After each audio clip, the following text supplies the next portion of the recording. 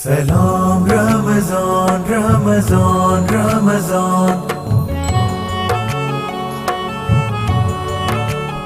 बिस्मिल्लाहिर्रहमानिर्रहीम।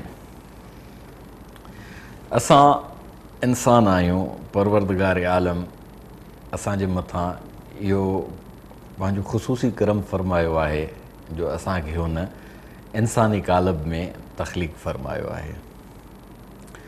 ॾाढी हिकिड़ी शानदार तशबीह आहे जेका हज़रत इमाम ग़ज़ाली रहमतुल्लाह अलैह जन जे तवसुत सां असां ताईं पहुती आहे। परवरदिगार आलम जी जो शान इहो आहे त हू लैस कमिस्लिही शयुन ऐं लम यकुल लहू कुफुवन अहद जो हिकिड़ो शानदार मज़हर आहे। माना उन जहिड़ी का बि शइ कान्हे जो उन सां उनखे भेट ॾेई ऐं कंहिं शइ सां उनखे तशबीह ॾेई पेश करण जी कोशिशि कजे। ऐं नई वरी उन वांगुरु का शइ आहे जेका उन सां भेटे ऐं उन जो मज़हर बयानु करण जी कोशिशि कजे। तसवुर, तफ़क्कुर ऐं तदब्बुर सां माण्हू पंहिंजे तख़य्युल में जेकॾहिं परवरदिगार आलम जो को ख़ाको जोड़णु चाहे बि त कहिड़ो जोड़ींदो। बज़ाहिर फितरत इंसान जे साम्हूं धरतीअ ते शुरूआती ज़िंदगीअ खां वठी मौजूदु रहिया आहिनि।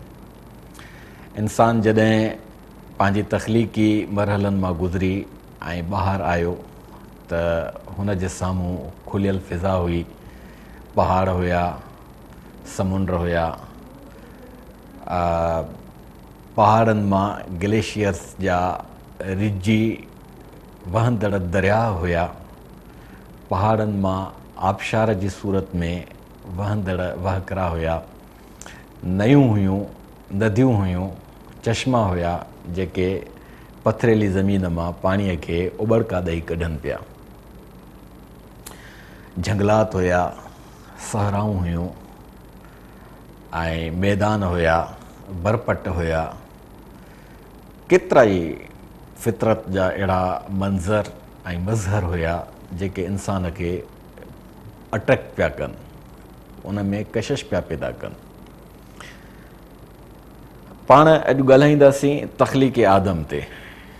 हज़रत आदम अलैहिस्सलातु वस्सलाम जेको इंसान अव्वल आहे उन जी परवरदिगार आलम तख़लीक़ फ़रमाई ऐं इंसान अव्वल खे हुन ख़लक़्तु बि यदैय जे एज़ाज़ सां जॾहिं जोड़ियो, पूरो ठाहियो ऐं उन में पंहिंजो रूह विधो, उन खां पोइ अॻिते इंसानियत जो जेको सिलसिलो शुरू थियो। मूं ॻाल्हि आंदी त माण्हूअ जी जेका असांजी बेहक आहे हीअ, उन बेहक में परवरदिगार आलम जो जेको असांजे मथां एहसान आहे उनखे हज़रत इमाम ग़ज़ाली रहमतुल्लाह अलैह जन फ़रमायो त इन्नल्लाह ख़लक़ आदम अला सूरती। इहे लफ़्ज़ हदीस जा आहिनि जिन खे बयानु हज़रत इमाम ग़ज़ाली रहमतुल्लाह अलैह जन फ़रमायो आहे। छो त केतिरियूं ई अहिड़ियूं हदीसूं रहिजी वयूं आहिनि जेके सिहा सिता में न आहिनि, केतिरियूं अहिड़ियूं ज़ईफ़ हदीसूं जेके मुंढऊं मुस्तनद आहिनि ई कोन, उहे सिहा सिता में अची वयूं। इहो हिकिड़ो अलॻि मुस्तक़िल बहस आहे। हदीसुनि खे असां रद्द नथा करे सघूं। हदीस हिकु वॾी हक़ीक़त आहे, हदीस हिकु वॾी तारीख़ आहे, हदीस हिकु तमामु गहरो ऐं तमामु वसी इल्मु आहे जेको आलम इस्लाम जे इल्मी शाहकारनि जो शाहकार इल्मु आहे। उन ते मंधीअड़ो ॾेई छॾणु त हदीस मूरों आहे ई कान, इहा हलकड़ाइप थींदी। ऐं सभु हदीसूं जेके आहिनि जीअं जो तीअं अखियुनि ते रखणु, रिवायत ऐं दिरायत ऐं उन जो अस्मा और रिजाल जो पस मंज़र, इहे सभु इल्म असांजे बुज़ुर्गनि क्रिएट कया, तख़लीक़ कया, जंहिंसां असां शयुनि खे पंहिंजे प्लस माइनस मां, जोड़ कट मां, वढ टुक मां गुज़ारे ऑथेंटिक ऐं मुस्तनद ऐं जेके मतिलबु हक़ीक़त ते मबनी शयूं आहिनि उहे असां क़बूल कयूं था। इन्नल्लाह ख़लक़ आदम अला सूरती। त इंसान खे अल्लाह साईं पंहिंजनि मुहांडरनि ते ख़लक़ियो आहे।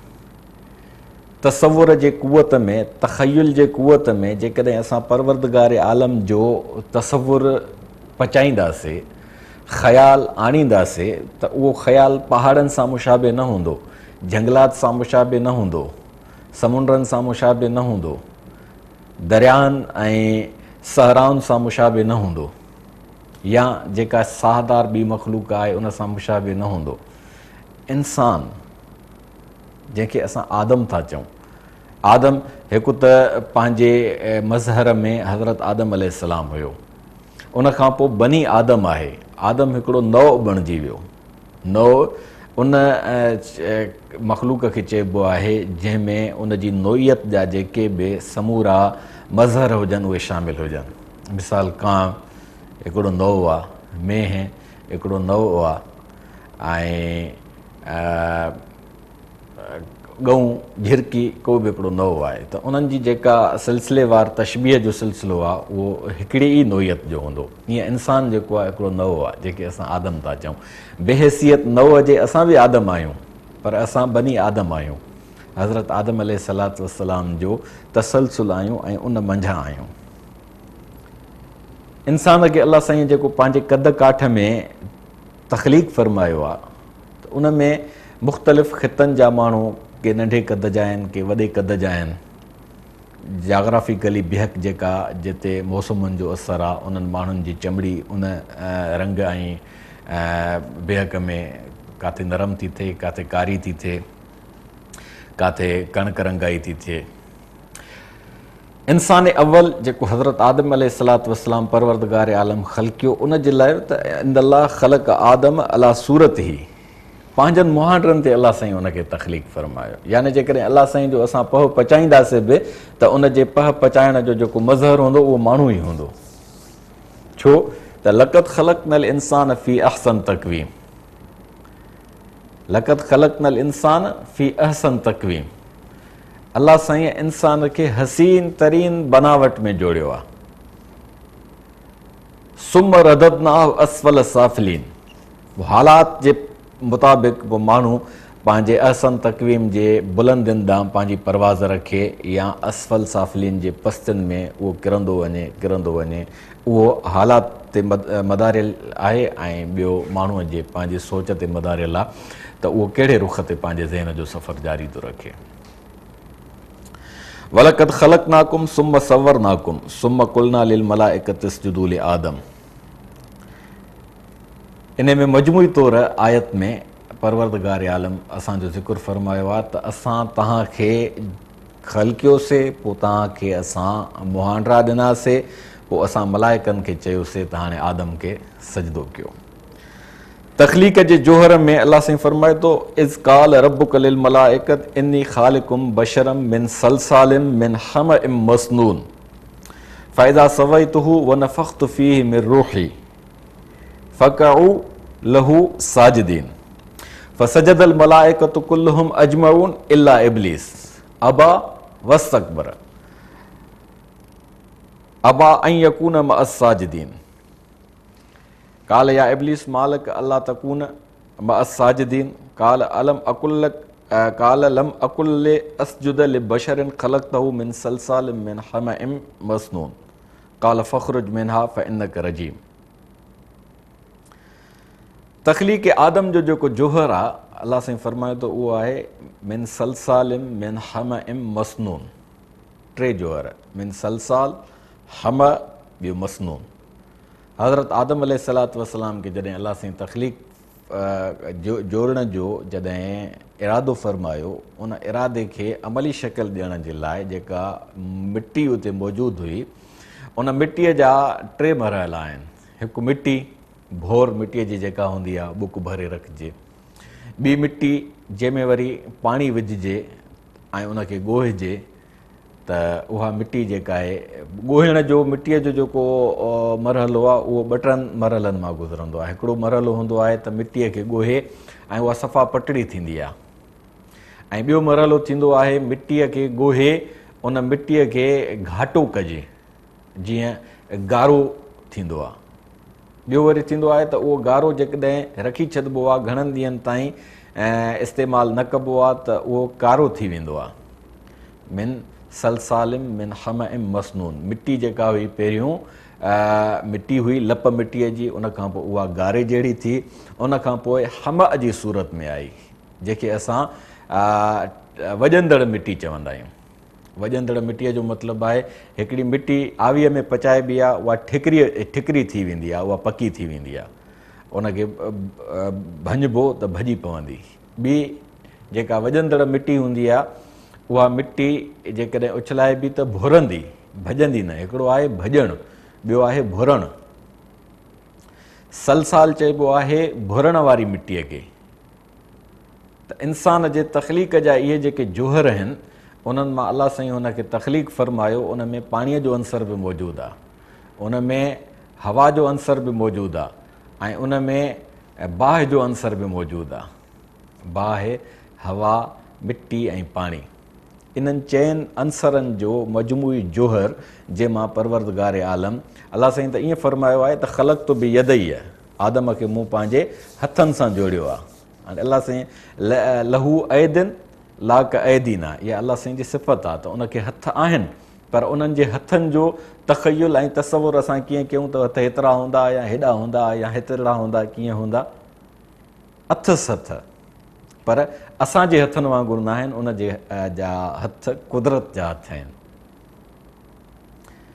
ख़लक़्त बि यदई, माना पंहिंजनि ॿिन्ही हथनि सां। ॾिसो त हज़रत इमाम ग़ज़ाली रहमतुल्लाह अलैह जन जेका असांजे साम्हूं हदीस बयानु फ़रमाई आहे त अलाह साईं इंसान खे पंहिंजनि मुहांडरनि ते ख़लक़ियो, त क़ुर पाक जी हीअ आयत उनखे ॼण सपोर्ट थी करे, उनखे प्रूव थी करे त ख़लक़्त बि यदई, ॿ हथ त ज़ाहिरी ॻाल्हि आहे इंसान खे ई आहिनि। अलाह साईं फ़रमायो त इंसान खे मां, आदम खे मां पंहिंजनि ॿिनि हथनि सां जोड़ियो।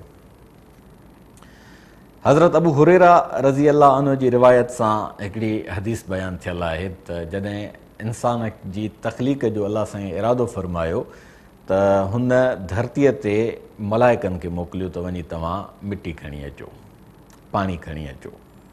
हज़रत जिब्राइल अलैहिस्सलाम आयो, उन मिटी खणण जी लाइ ज़मीन में हथु विधो त ज़मीन उनखे मिंथ कई त मूं मां मिटी न खई वञे। अलाह जो वास्तो उनखे पियो। हज़रत जिब्राइल अलैहिस्सलाम वापसि आयो, अची बारगाह एज़दीअ में हुन इल्तिजा कई त साईं मूंखे तुंहिंजो वास्तो मिलियो, मां कीअं तुंहिंजो वास्तो ॿुधण खां पोइ मिटी खणां। ॻाल्हि आई वई थी वई। वरी हज़रत मीकाईल अलैहिस्सलाम आयो, वरी हज़रत इसराफ़ील अलैहिस्सलाम आयो, उन्हनि सां बि ज़मीन जो साॻियो इन क़िस्म जो ई मुकालमो थियो।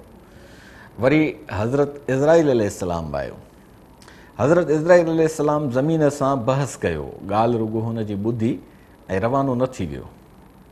ज़मीन खे अलाह हज़रत इज़राईल अलैहिस्सलाम अलाह साईं जी तख़लीक़ जो हिकिड़ो मख़लूक़ी अंसर ॼाण आहे, फ़रमायो त तूं बि अलाह जी मख़लूक़ आहीं, मां बि अलाह जी मख़लूक़ आहियां, तुंहिंजे मथां फ़र्ज़ु आहे त तूं मुकल्लफ़ आहीं अलाह जे अहकामात खे मञण जी, मुंहिंजे मथां बि फ़र्ज़ु आहे त मूंखे अलाह साईं जेका ज़िमेवारी ॾिनी आहे मां उहा निभाईंदो हलां। तंहिंजे करे मां मिटी खणंदुसि, मां ईअं हथे ख़ाली न वेंदुसि। उहा मिटी परवरदिगार आलम जे हुज़ूर में जॾहिं पहुचाई वई त हुज़ूर अक़दस सल्लल्लाहु अलैहि वसल्लम जन फ़रमायो त हज़रत इज़राईल अलैहिस्सलाम खे अलाह साईं फ़रमायो त इज़राईल, इसराफ़ील मोटी आयो, जिब्राईल मोटी आयो, मीकाईल मोटी आयो, ऐं तूं इहा मिटी खणी आएं। हाणे हिन मख़लूक़ जो जेको आहे अजल मुसम्मा वारो मरहलो, हिकु मुक़ररु वक़्त ताईं इहा मख़लूक़ जीअंदी, उनखां पोइ उनजे मथां अजल ईंदो। अजल छा आहे? वक़्त जो पूरो थियणु, जंहिंमें हुनखे मौत जे सुरंग मां गुज़ारे धरतीअ जे ज़िंदगीअ मां आलम बरज़ख जी ज़िंदगीअ में आंदो वेंदो। उहो मौत जॾहिं माण्हूअ ते वाक़िअ थींदो, मौत हिकु मरहलो आहे, मौत का अणवणंदड़ शइ न आहे, मौत अलाह जी ऐन रहमत आहे, पर उन्हनि शख़्सनि जे लाइ जेके अलाह साईं जी मार्फत रखनि था, जेके शख़्स अलाह साईं जी मार्फत खां वांझा आहिनि, उन्हनि जे लाइ मौत वाक़ई बि मौत बणिजी थो वञे। पर अलाह साईं जे मार्फत रखण वारा माण्हू जॾहिं मौत जे सुरंग मां गुज़रनि था त उन्हनि खे लज़त थी नसीबु थिए, उन्हनि खे सुकून थो नसीबु थिए, उन्हनि खे पंहिंजी अबदियत जो यकीन थो नसीबु थिए। उन्हनि मरहलनि खे कीअं इंसानु पंहिंजे ज़िंदगीअ में रवां दवां रखे थो, ऐं हज़रत आदम अलैहिस्सलातु वस्सलाम खां वठी फ़रिश्तनि जे सरदार हज़रत इज़राइल अलैहिस्सलाम खे मौत जा जेके फ़रिश्ता आहिनि उन्हनि जो सरदार, छो त मौत जो फ़रिश्तो हिकिड़ो न आहे, केतिरा ई आहिनि। कीअं उनखे इहा ज़िमेदारी सौंपी वई, पाण ॻाल्हाईंदासीं इन ते नंढड़े ब्रेक खां पोइ। Salam Ramazan, Ramazan, Ramazan.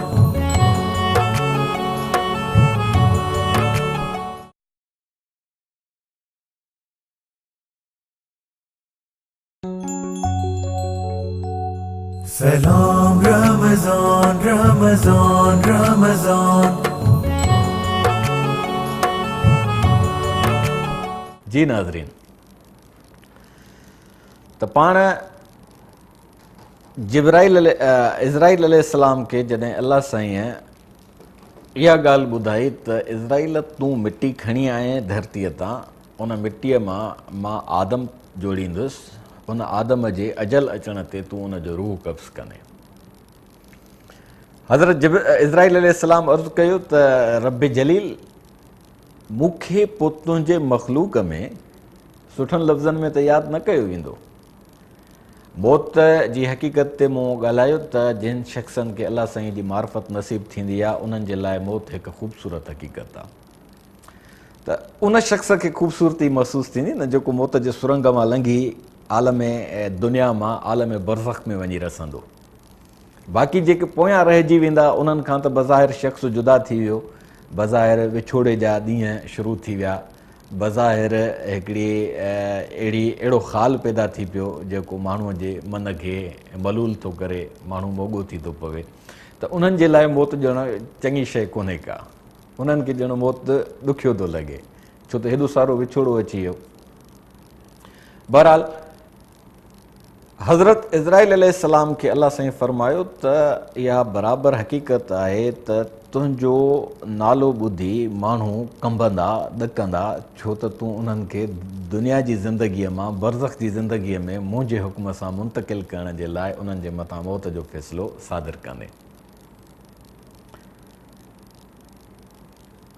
अलाह साईं फ़रमायुसि त ज़ाहिर ज़हूर तूं ईअं न थींदो त उहो माण्हू हूंदो, उनखे जिते बि जंहिं मरहले में हूंदो वठी पकिड़े बीहारींदे ऐं उनखे घुटो ॾींदे या उनखे सुम्हारींदे, उनजे इन ते जंगुनि खे लत रखी ऐं उन्हनि मां साहु कढंदे। साहु कढण जो इहो मंज़रनामो कोन्हे को। साहु कढण जो मंज़र, साहु मेडिकल पॉइंट ऑफ व्यू खां मौत छा आहे? हार्ट जॾहिं असांजी पंपिंग करणु छॾे थी ॾिए त पोइ ब्लड सर्कुलेशन जेको आहे उहो बीह थो वञे। ब्लड सर्कुलेशन जॾहिं बीह थो वञे त पोइ ज़हन जेको सोचे थो, अखि जेका ॾिसे थी, कनु जेको ॿुधे थो, ज़ुबान जेको चखे थी या ॻाल्हाए थी, या जिस्म में जेका महसूसात आहे, चूंडी पाती से ईज़ा थियो या न सख़्तु आहे, हथ जी तरी वरी नरम आहे, त इहे सभु जेके हिस्सा आहिनि उन्हनि सभिनी हिसनि जो मुअतल थी वञणु, इहो आहे मौत। हिकिड़े दाए ते लिखियो आहे त रूह छा आहे? रूह इहो आहे त माना ब्लड सर्कुलेशन जॾहिं तव्हांजी ख़तमु थी वई, उन में जेके वाइट सेल्स जेके आहिनि ऐं पंहिंजो ॻाढ़ा जुज़ा ऐं अछा जुज़ा, उहो ॻाढ़ा जुज़ा ऐं अछा जुज़ा असल में रूह आहे। त उहो ब्लड जॾहिं हले थो हले थो हले थो त उहे ॻाढ़ा जुज़ा ठहनि था, अछा जुज़ा ठहनि था। उहो जॾहिं बीह थो वञे त ॻाढ़नि जुज़नि ऐं अछनि जुज़नि जो ठहण बि रुकिजी थो वञे, त उहो रूह ॼणु उन मां निकिरी वियो, उहो हवास कमु करणु छॾे था ॾियनि। हाणे पोइ उन रूह जो जेको मजमूओ आहे उहो नस्मे जी सूरत में माण्हूअ जे जिस्म मां मुअतल थी थो वञे, त उहो वरी पंहिंजो सफ़र अॻिते जारी थो रखे। इहो नस्मू ऐं रूह छा आहे, इन ते वरी पाण कंहिं ॿी नशिस्त में गुफ़्तगू कंदासीं। हिते असां मोटी था अचूं इन ते त हज़रत इज़राइल अलैहिस्सलाम उहो मौत जो फ़ैसिलो जॾहिं हुनजे मथां सादिर कंदो त उहो उनजे मुअतल करण जो जेको अमुर अलाह साईं जो हुनखे थिए थो, उनजे इशारे सां दिलि बीहजी वेंदी, पंपिंग करणु छॾींदी, ब्लड सर्कुलेशन रुकिजी वेंदी, वाइट सेल्स ऐं जेके रेड सेल्स आहिनि उहे मुअतल थी वेंदा ठहणु। इन शइ जो नालो आहे मौत। पोइ अलाह साईं हुनखे चयो त बज़ाहिर तूं माण्हूअ खे मुंहिंजे हुक्म सां मौत ॾींदे। पोइ माण्हुनि में इहा ॻाल्हि न हलंदी त इज़राइल आयो ऐं असांजो अज़ीज़ असां खां खसे वियो, उनजे मथां मौत तारी थी वियो। ॻाल्हि इहा हलंदी त मां अलाह साईं थो फरमाए त मौत जा असबाब पैदा कंदुसि, मौत जो सबबु हूंदो। ॻाल्हि हलंदी त बाबा फलाणो ॿुॾी वियो, इन जे करे उनजे मथां मौत तारी थी वियो, फलाणो एक्सीडेंट थी पियो, अलाह साईं सभिनी जी हिफ़ाज़त फरमाए कंहिं बि हादिसे खां, अलाह साईं असां सभिनी खे महफ़ूज़ फरमाए। ॻाल्हि जेका हलंदी उहा इहा हलंदी। या का बीमारी थी, कंहिंखे लिवर सिरोसिस थी वियो, जहिड़ो उनजो कमु करणु छॾे वियो, कंहिंखे हार्ट जो अटैक थी वियो, दिलि उनजी बीह वई, कंहिंखे ब्रेन हेमरेज थी वियो, अधरंगो थी वियो, को बि मतिलबु त सबबु पैदा थींदो जंहिंजे करे माण्हुनि में इहा ॻाल्हि हलंदी त फलाणो माण्हू फलाणी तकलीफ़ जे करे मौत मां गुज़री ऐं बरज़ख ते हलियो वियो, माण्हू मरी वियो। बहरहाल हज़रत इज़राइल अलैहिस्सलाम जे आंदल मिटीअ सां जॾहिं अलाह साईं हज़रत आदम अलैहिस्सलातु वस्सलाम जो बोतो जोड़ियो त उन बोते जोड़ण खां पोइ मलाइकनि खे हुकुम थियो त उसजुदू ले आदम फसजदू इल्ला इब्लीस अबा वस्तकबर वकान मिनल काफ़िरीन। हुकुम कयो त तव्हां हिन जे अज़मत जो एतिराफ़ कयो, हिन जे आॾो निमो ऐं तस्लीम कयो त धरतीअ ते हीअ वाहिद मख़लूक आहे जेका अलाह साईं जी राज़दान मख़लूक आहे। छो त हज़रत आदम अलैहिस्सलातु वस्सलाम खे तख़लीक़ जे वक़्तु अलाह साईं जेको ऐलान फरमायो, इन्ना जअलना फिल अर्ज़ ख़लीफ़ा, त असां धरतीअ ते पंहिंजो नाइब था पैदा कयूं। नाइब छा खे चइबो आहे? जेको साहिब इरादा हस्तीअ जा यानी मालिक जा जेके मुकमिल इख़्तियार उन वटि न हूंदा आहिनि, जुज़वी इख़्तियारात हूंदा आहिनि, त आदम खे अलाह साईं पंहिंजा जुज़वी इख़्तियारात अता फ़रमाया आहिनि। ॾिसो न, हिकु त अलाह साईं हुनखे पंहिंजे हथनि सां तख़लीक़ फ़रमायो, उनखां पोइ हुन में पंहिंजो रूह मुंतक़िल फ़रमायाईं, नफ़ख़ फ़ीह मिन रूही, सिधा सवा लफ़्ज़ आहिनि न, त मूं पंहिंजे रूह मंझां हिन में रूह फूकियो, अलाह साईं पाण थो चए। ॿी जाइ ते माज़ीअ जो सीगो आहे, हे मुतकलिम जो सीगो आहे, नफ़ख़्त फ़ीह मिन रूही, ये मुतकलिम जी आहे, ऐं नफ़ख़्त में ते मुतकलिम जो सीगो आहे, मूं फूकियो पंहिंजे रूह मंझां, हिन मंझि फ़ीह हज़रत आदम में। अलाह जो रूह जेको आहे, अलाह साईं जी ज़ात जेका आहे उहा अज़ली ऐं अबदी आहे, माना जंहिंजो का बि इब्तिदा कान्हे, जंहिंजी इब्तिदा न आहे त उनजी इंतिहा बि न आहे हूंदी। हिकिड़ियूं शयूं थींदियूं आहिनि हादिस, ॿियूं शयूं थींदियूं आहिनि क़दीम। क़दीम उनखे चइबो आहे जंहिंजी इब्तिदा बि न हुजे, जंहिंजी इब्तिदा न हूंदी त उनजी इंतिहा बि न हूंदी, जंहिंजी इब्तिदा इंतिहा न आहे त उनजो दौरानियो बि न हूंदो। उहा अज़ल ऐं अबद जो हिकिड़ो इहातो कंदड़ हक़ीक़त हूंदी। त अलाह साईं जी ज़ात ई जेका वाहिद ज़ात आहे, जेका क़दीम आहे। हाणे अलाह जो रूह जॾहिं हज़रत आदम अलैहिस्सलाम में पियो त उहो रूह बि ज़ाहिरी ॻाल्हि आहे क़दीम थियो। क़दीम रूह जो मतिलबु आहे त माना अलाह साईं जी रूह खे फ़ना कान्हे का, माना असां में जेको रूह आहे उनजी बि इब्तिदा कान्हे का त इंतिहा बि न हूंदी।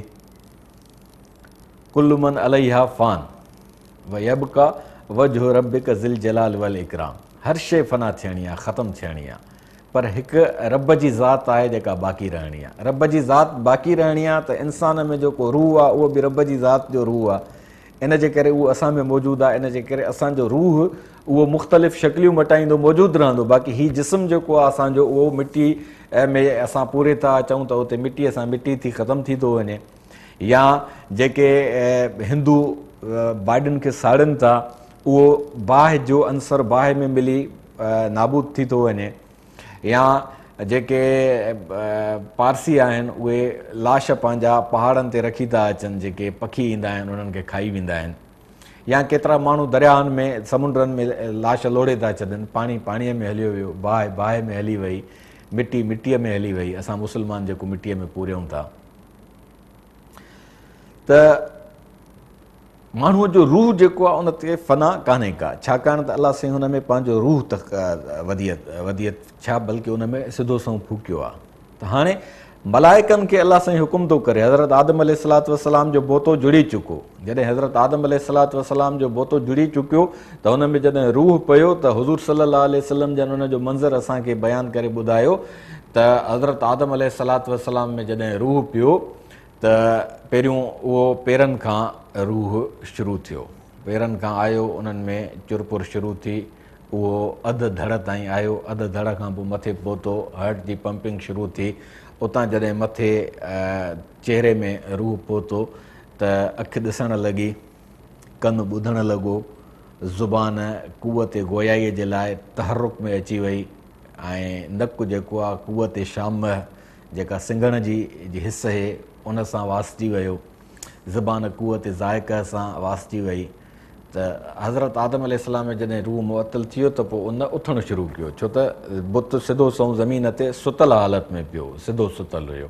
उहो जॾहिं उथियो, उथण सां हज़रत आदम अलैहिस्सलातु वस्सलाम जी पहिरीं कैफ़ियत इहा हुई त नबी करीम सल्लल्लाहु अलैहि वसल्लम जन फरमायो त उहो जीअं उथियो त उन जे उथण सां हुन में जेका ताज़गी डोड़ी आई, ताज़गी जॾहिं डोड़ी ईंदी आहे, माण्हू रिफ्रेश थींदो आहे त उनखे उन वक़्तु निछ ईंदी आहे। हज़रत आदम अलैहिस्सलातु वस्सलाम बि जीअं उथी वेठो त उनखे निछ आई, निछ आई त अलाह साईं हुन जे रूह में पंहिंजी तालीम वदियत फरमाई, जंहिंजे करे उन जे ज़ुबान ते लफ़्ज़ तरी आया अल्हम्दुलिल्लाह, वाखाण ऐं सारा ऐं तारीफ़ अलाह जी जंहिं मूंखे तकलीफ़ फरमायो आहे।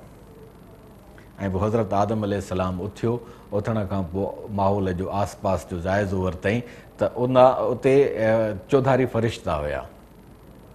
इंसान अव्वल हुयो, ॿी मख़लूक जेका बनी नोए आदम जी हुई उहा न हुई। जेकॾहिं पंहिंजो दरियाई मख़लूक हुई या आबी मख़लूक हुई या झंगली मख़लूक हुई त उहा टिड़ियल पखिड़ियल हुई, उहा उते मौजूदु न हुई। त हज़रत आदम अलैहिस्सलातु वस्सलाम खे मलाइकनि जे ज़ुबान मां जेका उन्हनि जे वात ते वाई हुई उहा हुई यरहमुकल्लाह, यरहमुकल्लाह।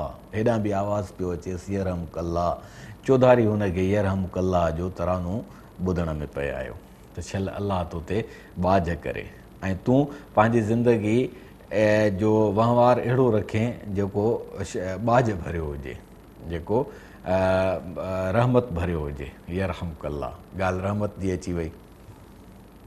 त हज़रत आदम अलैहिस्सलातु वस्सलाम जॾहिं मुकमिल ठही चुको त अलाह साईं उन्हनि खे हुकुम कयो फ़रिश्तनि खे त उसजुदू ले आदम, हाणे आदम खे सजदो कयो। उनखां अॻियूं जेको मरहलो हुयो, जॾहिं अलाह साईं ऐलान फरमायो त इन्नी जाइलुन फिल अर्ज़ ख़लीफ़ा, मां धरतीअ ते पंहिंजो ख़लीफ़ो थो पैदा फरमायां, त मलाइकनि अजब खाधो, एतिराज़ न कयनि, अजब खाधनि। मलाइक केरु थींदा आहिनि जेके एतिराज़ कनि परवरदिगार आलम जे अमर ते या परवरदिगार आलम जे कुदरत ते। उन्हनि अजब जो इज़हार कयो त अतजअलु फ़ीहा मन युफ़्सिदु दिमा नहनु नुसब्बिहु लक व नुक़द्दिस लक। तूं अलाह साईं अहिड़ी मख़लूक तो पैदा फ़रमाए जेका धरतीअ ते वञी फ़साद फहिलाईंदी, जेका धरतीअ ते हिक ॿिए जो रतु वहाईंदी। हाणे हिते सुवालु इहो आम तौर ते उभरंदो आहे त फ़रिश्तनि खे कीअं ख़बर पई त भला इंसान वञी हिक ॿिए सां नाहक कंदो ऐं हिक ॿिए जो रतु वहाईंदो, हिक ॿिए खे चीरींदो, फाड़ींदो ऐं मारींदो। जिन्नात जेके थी गुज़रिया, जिन्नात थी न गुज़रिया आहिनि बल्कि अञा बि आहिनि। जिन मख़लूक जेका आहे उहा धरतीअ ते अॻ में इंसाननि खां अलाह साईं पैदा फ़रमाई। काइनात जॾहिं ठही, बिग बैंग जॾहिं थियो हो त हिकिड़ो वॾो गोलो हुयो, उन मां सयारा अलॻि थिया, धरती बि उन्हनि मां जॾहिं अलॻि थी हुई त धरतीअ जे मथाछिरे ते बाहि हुई। हींअर धरतीअ जो पेट में हींअर बि बाहि आहे। धरतीअ जो हे असांजो तह आहे जिते असां रहूं था, उन जे तह जे हेठां 70 फुटनि ते 30 फुटनि ते या जेतिरी गहराईअ में वञो काथे काथे पाणी निकिरे थो, उहो पाणी आहे। पाणीअ खां पोइ वरी धरतीअ जा मुख़्तलिफ़ हिसा आहिनि जिन में मादनियात आहे। मादनियात खां पोइ किथे वरी केमिकल आहे जेको पेट्रोल जी सूरत में थो निकिरे। ऐं उन जे ज़मीन जो जेको पेट आहे, उन पेट में अॼु बि बाहि भरियल आहे।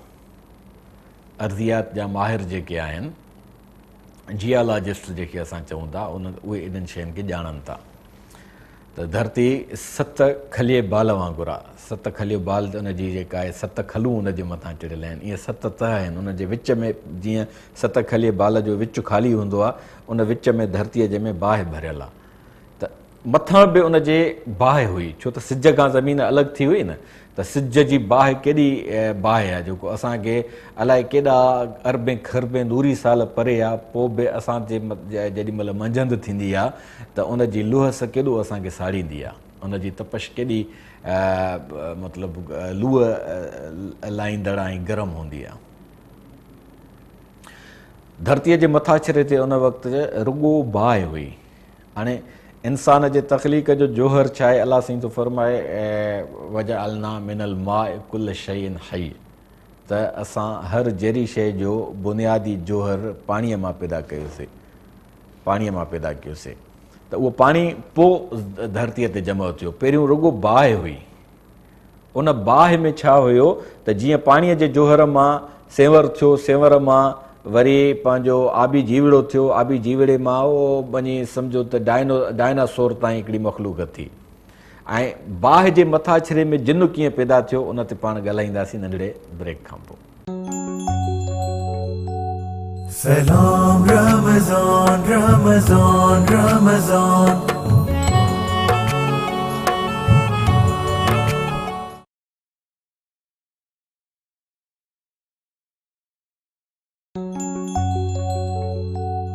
Salam Ramazan, Ramazan, Ramazan. जी नाज़रीन, त पाण ॻाल्हि पई कईसीं धरतीअ जे मथाछिरे ते बाहि जी। जिननि जो ज़िक्र आयो न, अलाह साईं आदम खे तख़लीक़ कयो त आदम जे तख़लीक़ ते मलाइकनि एतिराज़ु कयो त तूं धरतीअ ते अहिड़ी मख़लूक थो पैदा करें जेका रतु वहाईंदी, रतो छाण कंदी, हिक ॿिए जे खे लोईंदी, हिक ॿिए खे छितो कंदी। छाकाणि त अॻ में जिन गुज़री चुका। हाणे जिननि जो ज़िक्र आयो त इंसान खां अॻ में हुया। इंसान पाणीअ जे दौर जी मख़लूक आहे, जिन बाहि जे दौर जी मख़लूक आहे। जॾहिं सिज खां धरती अलॻि थी, मूं अर्ज़ु कयो त जीअं पाणीअ मां जरासीमनि मां वॾी मख़लूक जीवड़े मां डायनासोर ताईं मख़लूक जो जेको सफ़र आहे, तीअं वरी जॾहिं धरतीअ जे मथाछिरे ते रुॻो बाहि हुई, हीअ समुंड बि कोन हुया, पहाड़ बि कोन हुया, रुॻो बाहि हुई, त ईअं बाहि जे अंसर मां बि वरी जिन जी मख़लूक जो अंसर इर्तिका मां गुज़री जिननि जे सूरत में आयो। देव हेकल जिन, इफ़रीत जिन, नंढड़ा जिन, वॾा जिन। हाणे उहा बाहि जेका आहे बाहि तवानाई आहे। तवानाईअ जो मतिलबु आहे त माना हिकिड़ो बाहि जॾहिं जोहर आहे त उन जोहर खे मादी शक्ल मिली जिन जी सूरत में। जीअं पाणीअ मां जरासीम खे हिकिड़ा जीवड़े जी या मच्छीअ जी या वाॻूअ ताईं जी, अॼुकल्ह असांजे हिन में वॾे में वॾी मख़लूक पाणीअ जी जेका आहे सा वाॻूअ आहे, या जेके वहील मच्छियूं थियनि थियूं, उहा मच्छी जेका अजगर जहिड़ियूं थियनि थियूं। बहरहाल इहो हिकिड़ो अलॻि मौज़ू आहे। तीअं बाहि मां जॾहिं, छो त धरतीअ जो मथाछिरो रुॻो बाहि हुई। जीअं समुंड आहे न, समुंड जूं लहरूं ॾिसो था, 3 हिसा धरतीअ ते समुंड आहे, हिकु हिसो ख़ुश्की आहे। उन वक़्तु सॼो जो सॼो जेको 3 हिसा हिते समुंड आहे उहो बाहि हुई। ईअं बाहि छोलियूं हणंदी जीअं हींअर समुंड छोलियूं थो हाणे। उन बाहि मां जेको जोहर उभामियो, उन जोहर जेका इर्तिकाई मरहला सर कया, उन खां पोइ जेका मख़लूक थी उहा जिन हुई। हाणे जिन जो मसइलो छा हुयो? हिकिड़ो मादो आहे, उन मादे खे असां एनर्जीअ में तब्दील कंदा आहियूं। मादे खे एनर्जीअ में तब्दील करण जी साइंस जेका आहे असां वटि मौजूदु आहे हींअर, जिते कमु हले पियो। सॼो जेको टाइम एंड स्पेस ताईं बि जेका साइंसदाननि असांखे थ्योरीज़ ॾिनियूं आहिनि, उन में इहो ई पियो थिए। पोइ जिन में जेको तहलील थियण जो ऐं जेका ताक़त मौजूदु आहे, उनजो सबबु इहो आहे त उहा बाहि मां ठहियलु आहे। बाहि जेका आहे जोहर आहे, जोहर खे जॾहिं मादी शक्ल थी मिले त उहा मादी शक्ल वरी पंहिंजे तवानाईअ वारी शक्ल में बि मोटी सघे थी। इन जे करे जिन जी रफ़्तार तेज़ हूंदी आहे, जिन जी अप्रोच तेज़ हूंदी आहे, ऐं जिन जेको आहे तहलील थी, माना जिस्म मां मादो बणिजी, पंहिंजो हिकिड़ो जोहर बणिजी ऐं तवानाई बणिजी ग़ाइब बि थी थो वञे, जेको इंसान जे जिस्म में तहलील बि करे थो वञे, माना हुलूल थी थो वञे, मिली थो वञे। वरी उतां निकिरी साॻी हिकिड़ी मादी शक्ल वठी मुजस्सम सूरत में अची थो वञे। उहा मख़लूक हुई, उन मख़लूक अलाह साईं जी नाफ़रमानी कई। आहिनि ॿई मख़लूकूं अलाह साईं जी इबादत जे लाइ। वमा ख़लक़तुल जिन्न वल इंस इल्ला लियअबुदून, अलाह साईं जिन्ननि खे ऐं माण्हुनि खे पैदा फ़रमायो आहे त जीअं उन जी इबादत कनि। इबादत जो मतिलबु आहे त माना उन जे हुकुमनि जे मुताबिक़ पंहिंजी ज़िंदगी गुज़ारनि। पोइ सजदे वारी इबादत, ज़िक्र जी इबादत, फ़िक्र जी इबादत, उन इबादत जा उहे रुख़ आहिनि। मलाइकनि जॾहिं एतिराज़ु कयो त एतिराज़ जो लफ़्ज़ न करणु खपे, त मलाइकनि अजब खाधो त तूं अहिड़ी मख़लूक थो पैदा करें। अलाह साईं फरमायो इन्नी आलम माला तालमून, जेका हक़ीक़त मां थो ॼाणा उहा हक़ीक़त तव्हां नथा ॼाणो। पोइ हिकिड़ी प्रैक्टिस थी फ़रिश्तनि जे ऐं हज़रत आदम जे साम्हूं। उहा प्रैक्टिस कहिड़ी थी? अल्लम आदम अल अस्मा कुल्लहा सुम अरज़हुम अलल मलाइकत फ़क़ाल अंबिऊनी बिहाउलाए। त अल्लाह साईं हज़रत आदम अलैहिस्सलातु वस्सलाम खे इल्मुल अस्मा अता फ़रमायो। उहो इल्मुल अस्मा जॾहिं फ़रिश्तनि जे आॾो पेश थियो त फ़रिश्तनि खे अल्लाह साईं चयो अंबिऊनी बि अस्मा हाउलाए, त हिननि शयुनि जो जेको हे इल्मुल अस्मा आहे, उन इल्मुल अस्मा जे मुतालिक़ मूंखे ब्रीफ कयो। मलाइकनि एतिराफ़ कयो सुब्हानक ला इल्म लना इल्ला मा अल्लमतना, त या अल्लाह तुंहिंजी असां पाकीज़गी था बयानु कयूं, तूं असांखे इल्म जो जेतिरो कैनवास ॾिनो आहे असांजो इल्मु ओतिरो ई आहे, उन खां वधीक कोन्हे को। हज़रत आदम अलैहिस्सलाम में अलाह साईं जेका सलाहियत रखी इल्मुल अस्मा जी, हाणे उहो इल्मुल अस्मा मुख़्तलिफ़ मुफ़स्सिरनि उन जी वज़ाहत मुख़्तलिफ़ सूरतुनि में कई आहे। हिकिड़नि जो चवणु आहे त इल्मुल अस्मा शयूं हुयूं जेके आम ज़िंदगीअ जे वाहिपे जूं आहिनि। देगिड़ी थी वई, ॾोई थी वई, बाहि थी वई, पाणी थी वियो, लोटो थी वियो, देग वॾी थी वई, वेलण थी वियो, चकरो थी वियो, इहे शयूं। इल्मुल अस्मा जे मुतलिक़ इमाम इनकलाब मौलाना अबीदुल्लाह सिंधी रहमतुल्लाह अलैह जन शानदार तफ़सीर फ़रमायो आहे, जेको माक़ूलियत खे वधीक वेझो आहे। त इल्मुल अस्मा मतिलबु त समाज खे अॾण जा उसूल, सोशल लाइफ। इल्मुल अस्मा माना सोशल लाइफ जो फ़लसफ़ो, सोशल लाइफ जा उसूल, समाजी ज़िंदगीअ जी बेहक।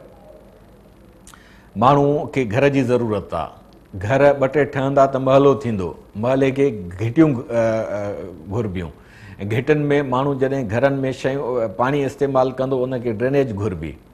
घर जे तरतीब जे लाइ आराम जे लाइ कमरा अलॻि खपंदा, उहे उन्हनि खे हवादार रखिणो आहे। जेके बि साइंस आहे घरेलू ज़िंदगीअ जी या समाजी ज़िंदगीअ जी, हज़रत आदम अलैहिस्सलाम खे अलाह साईं इहो इल्मुल अस्मा ॾिनो, ऐं पोइ उहो महलो वरी वॾनि पाड़नि जी सूरत में फहिलिजी वेंदो। उहे पाड़ा जेके आहिनि शहर जी सूरत इख़्तियार कंदा, शहर जेके आहिनि वॾियुनि सोसाइटियुनि जी सूरत इख़्तियार कंदा। माण्हू जॾहिं घणा थी विया त रिसोर्सिस साम्हूं ईंदा, उन्हनि सभिनी शयुनि खे हिकमत सां कीअं जमा कजे, उन्हनि खे कीअं मुनज़म तरीक़े सां तक़सीम कजे, ऐं माण्हुनि खे कीअं किरत सां लॻाइजे। माण्हू जेके आराम जी ज़रूरत आहे, खाधे जी ज़रूरत आहे, पीते जी ज़रूरत आहे, मुख़्तलिफ़ उन जे जिस्म जूं जेके घुरिजूं आहिनि, उन्हनि सभिनी शयुनि जी बेहक जे मुतालिक़ समाजी इल्मु, जंहिंमें सियासत बि अची थी वञे, जंहिंमें फ़लसफ़ो बि अची थो वञे। मारिफत जे लाइ इंसान जे मन में जेको तजस्सुस आहे, उहो त तजस्सुस माण्हूअ जे ज़हन में सवाल थो पैदा करे, उन्हनि सवालनि जे जवाब जे लाइ माण्हू तलाश में निकिरी थो पवे। ऐं वॾी में वॾी ॻाल्हि उहा त अर्रहमान अल्लमल क़ुरान ख़लक़ल इंसान अल्लमहुल बयान। अलाह साईं बाझ कई इंसान ते, जेको उनखे ख़ल कयईं, वरी उनखे ॻाल्हाइणु सेखारियईं, वरी उनखे इल्मु हासिलु करण जो ज़र्फ़ अता फ़रमायईं। इहे सभु शयूं जॾहिं माण्हूअ में आहिनि त ज़ाहिरी ॻाल्हि आहे किताबी जहान बि उभरियो, लिखण पढ़ण जो जहान बि उभरियो। इहो सॼो इल्मुल अस्मा आहे। हज़रत आदम अलैहिस्सलाम उन्हनि जे आॾो सोसाइटीअ जो नक्शो पेश कयो त हीअं असां इंसानी समाज खे अॾींदासीं, उन में असां सियासी बुनियादनि ते इंसाननि में मुनसिफ़ाना विर्छ कंदासीं शयुनि जी, ऐं उन में माण्हुनि खे पंहिंजे सलीक़े सां ऐं ढंग सां ज़िंदगी गुज़ारण जा जेके आहिनि रस्ता कढी ॾींदासीं। इहो इल्मुल अस्मा हुयो। हाणे फ़रिश्ता इन इल्मुल अस्मा खां बालातर हुया, छो त फ़रिश्तनि जे लाइ समाज जी ज़रूरत कान्हे का। फ़रिश्तनि खे न को खाइण जी ज़रूरत, न को पीअण जी ज़रूरत, न को सुम्हण जी ज़रूरत, न को निंड जी ज़रूरत, कुझु बि न। हर वक़्तु उहे अलाह साईं जी इबादत में महव था रहनि, छो त उन्हनि जे तख़लीक़ जो जोहर जेको आहे नूर आहे। इंसान जे तख़लीक़ जो जोहर मिटी आहे, मिटीअ में कमाल रखियलु आहे, मिटीअ में शयुनि खे पैदा करण जी, ओसिर करण जी सलाहियत रखियलु आहे। नूर में इहा सलाहियत कान्हे का। नूर ख़ुदि मिटीअ जी पैदाइश जी हिकिड़ी ज़ेली जोहर आहे, माना मिटीअ जो हिकिड़ो नंढिड़ो जोहर आहे नूर। हीअ रोशनी आहे जेका असां जंहिंमें मौजूदु आहियूं, जेका तव्हांजे अखियुनि ताईं पहुचे थी, जेका जंहिंजे करे असांखे शयूं चिटियूं थियूं नज़र अचनि, उन्हनि उहा रोशनी बि असां मिटीअ जे जोहर मां कढी आंदी आहे। इन जे करे मिटीअ में वॾो असरार आहे, इन जे करे मिटीअ मां ज़राअत थी थिए, इन जे करे मिटीअ मां उहा उन मिटीअ में वरी इहो जोहर रखियलु आहे जो तव्हां ज़रई शयुनि ते ॾिसो त उन में गुलनि जी ख़ुशबू पंहिंजी, गुलनि जा रंग पंहिंजा, सब्जियूं जेके थियनि हर सब्ज़ीअ जो ज़ाइक़ो पंहिंजो, मेवात जेके थियनि उन्हनि जो रस पंहिंजो, उन्हनि जो जी डोल पंहिंजो, उन्हनि जी बेहक पंहिंजी। इहे सॼा मिटीअ जा कमालात आहिनि। जेके इंसान जे मिटीअ मां ठहियो आहे, उहा मिटी उनजे लाइ माउ वांगुरु उनखे शयूं पैदा करे उगाछे ॾींदी थी वञे। इहो इल्मुल अस्मा आहे, अल्लम आदमल अस्मा कुल्लहा, यानी समाज जे बेहक जो सॼो सियासी ऐं इल्मी ऐं फ़लसफ़ी हिकमतुनि सां जो भंडार जेको बि हुयो, हज़रत आदम अलैहिस्सलातु वस्सलाम खे अलाह साईं वदियत फरमायो। पोइ फ़रिश्ता हैरत में पइजी विया त माना इंसान एॾी मुनज़्ज़म ज़िंदगी गुज़ारींदो।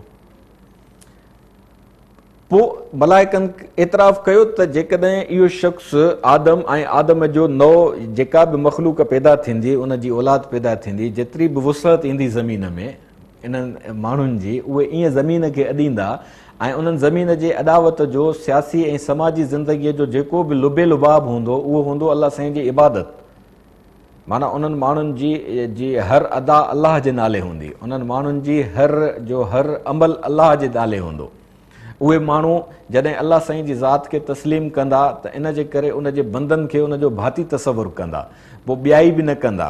उहे शख़्स ॿियनि जे ज़िंदगीअ खे सोढ़ो बि न कंदा, उहे शख़्स माण्हुनि खे ॿूसाटींदा बि कोन, उहे शख़्स जीअंदा बि रहंदा ऐं जीअण बि ॾींदा। इहो आहे इल्मुल अस्मा, जंहिंजे आॾो मलाइक मोतरफ़ थिया ऐं इंसान खे अज़मत जो सजदो कयनि, उनखे सल्यूट कयनि। इल्ला इब्लीस कान मिनल जिन्न फफ़सक अन अम्र रब्बिही। इब्लीस जेको हुयो उहो बाहि जी पैदावार हुयो, जिन्ननि मंझां हुयो, छाकाणि त जिन्ननि खे इल्मुल अस्मा न हुयो, उन्हनि खे समाज अॾण जो ॾांहुं कोन हुयो, उन्हनि खे सियासत करण जो ॾांहुं कोन हुयो, उन्हनि खे इज्तिमाही ज़िंदगीअ जा गस न ॿुधाया विया हुआ, त उहो ईअं ठली ज़िंदगी पियो गुज़ारे। अॼु बि जिन्नात जेके आहिनि उहे ठली ज़िंदगी था गुज़ारनि, उन्हनि जो को बि समाज कोन्हे को, उन्हनि जी का बि मुआशरती ज़िंदगी कान्हे का, उन्हनि खे कमाइणो नथो पवे, उन्हनि खे पंहिंजी खुराक उपाइण जे लाइ हर कोन था काइणा पवनि, उन्हनि खे पाणीअ खे आब पाशे जो निज़ाम ठाहिण जे लाइ बेराज कोन था ठाहिणा पवनि, उन्हनि खे मादनियात हासिलु करण जे लाइ कोह कनी कान थी करणी पवे, जबल खोटणा कोन था पवनि। हे इंसान ई आहे जंहिं कुदरत जे राज़नि खे फाश कयो आहे। इन जे करे त अलाह साईं हुन में पंहिंजे तख़लीक़ी जोहर जा जेके तजस्सुस भरिया अंसर वदियत फरमाया आहिनि, उहे माण्हूअ खे मुतहरिक था रखनि, उहे माण्हूअ में जे मन में तलाश ऐं जुस्तजूअ जो हिकिड़ो सिलसिलो था पैदा कनि, जंहिंजे करे माण्हू बहितर खां बहितर ज़िंदगीअ जे हासिलात जे लाइ हणवट थो करे। फ़लसफ़े आदम जो इहो वॾे में वॾो राज़ आहे, इल्मुल अस्मा, अल्लम आदमल अस्मा कुल्लहा, जेको फ़रिश्तनि वटि बि न आहे, जेको जिन्ननि वटि बि न आहे, जेको ॿी कंहिं बि मख़लूक वटि कान्हे। वरी मथां इंसान जो शान इहो त ख़लक़ लकुम मा फिल अर्ज़ जमिया व सख़र लकुम मा फिस समाए वल अर्ज़। रुगो धरती ऐं धरतीअ जूं शयूं इंसान जे लाइ न आहिनि, फ़ज़ा बि इंसान जे लाइ आहे, आसमाननि जो स्पेस बि इंसान जे लाइ आहे। ऐं पोइ इंसान पंहिंजे तख़लीक़ जा जेके जोहर ॾेखारिया आहिनि, फ़ज़ा में हुन उॾामणु चाहियो त हुन जहाज़ तख़लीक़ कया, पाणीअ में हुन तरणु चाहियो त हुन ॿेड़ा तख़लीक़ कया, सफ़र जे मसाफ़तुनि खे हुन समेटणु चाहियो त हुन फीथो ईजाद कयो। त तहज़ीबुनि जा इहे उञाण सॼा इंसानी तख़लीक़ जे जोहर जा ई कमालात आहिनि जेके अलाह साईं इंसान में वदियत कया ऐं फ़रिश्तनि में न हुया। पोइ इब्लीस खे छा थियो त बाहि जो ठहियलु हुयो न, बाहि में उन जेल में हिकिड़ी सड़त रखियल हुई, हुनखे साड़ थियो। अलाह साईं चयसि त तूं हिनखे सजदो छो कोन कयो? हुनखे चयईंसि त अना ख़ैरु मिन्ह, मां हिन खां बहितर आहियां, छो त मां बाहि जी तख़लीक़ आहियां। हाणे हुन में शऊर त हुयो कोन, हुन में इल्म जी सलाहियत त हुई कान जो हू बाहि जे ऐं मिटीअ जे फ़लसफ़े खे सम्झी सघे। बाहि हमेशह तक़रीब जो कमु कयो आहे, मिटीअ हमेशह तामीर जो कमु कयो आहे। बाहि शयुनि खे भस्म कयो आहे, नाबूद कयो आहे, मिटीअ शयुनि खे बचायो आहे। असां तामीर कयूं था इमारतुनि में, असांखे मिटी अझो थी ॾे, असांखे मिटी खुराक थी ॾे, असांखे मिटी बेवात थी ॾे, असांखे मिटी जोहरनि जी सूरत में तवानायूं थी ॾे। बाहि हिकिड़ो अंसर ज़रूरु आहे जिते असां, छाकाणि त उनखे अलाह साईं तस्खीर ॾिनी आहे, मतिलबु अलाह असांजे ताबे कयो आहे उनखे अलाह साईं, उन मां असां कमु था वठूं। त जिन जेको बाहि जी मख़लूक हुयो उहो छाकाणि त सड़ण मां ठहियलु हुयो, इन जे करे उनखे साड़ थियो। साड़ थियसि त हुन सजदे खां इनकार कयो, सजदे खां इनकार कयईं त उहो अलाह जे राज़ हासिल करण खां बि महरूम थी वियो। जंहिं इबादत जे लाइ ख़लकियो वियो उहा इबादत करण जे बजाए हू अञा ताईं पियो थो सड़े पचे पजरे। हाणे जेकॾहिं असां इंसान बि ईअं सड़ूं पचूं पजरूं, मिटीअ जो ख़मीर थधो आहे, असां जेकॾहिं थधा न थींदासीं त पोइ असां बि ॼण बाहि जे ॼर वांगुरु थी वेंदासीं, असां बि सड़ण लॻूं, पचण लॻूं, पचड़ण लॻूं। त पोइ इब्लीस में ऐं असां में फ़र्क़ु कहिड़ो थियो? असां आदमज़ादा आहियूं, इन जे करे असांखे आदमज़ादो थी मिटीअ वांगुरु थधो ऐं मन मुहिणो ऐं तख़लीक़कार थियणु घुरिजे। Salam Ramazan, Ramazan, Ramazan. Salam Ramazan, Ramazan, Ramazan. Salam Ramazan, Ramazan, Ramazan. Salam Ramazan, Ramazan, Ramazan.